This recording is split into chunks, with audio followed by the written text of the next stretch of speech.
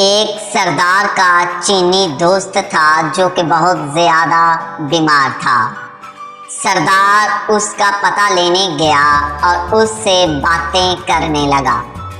जब अभी सरदार ने बात शुरू की तो चीनी दोस्त की हालत काफी बिगड़ गई और आखिरकार उसका वो चीनी दोस्त ये कहते मर गया कुआं जुआं।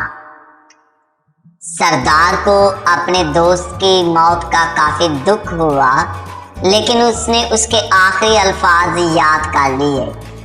सरदार ने सोचा मैं अपने दोस्त के आखिरी अल्फाज की जरूर तकमील करूंगा।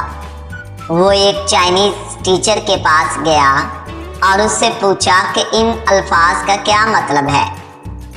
उसने जवाब दिया, इसका मतलब है तुम्हारा पाँव मेरे ऑक्सीजन की नाली पर है, अपना पैर उठा कंजरा।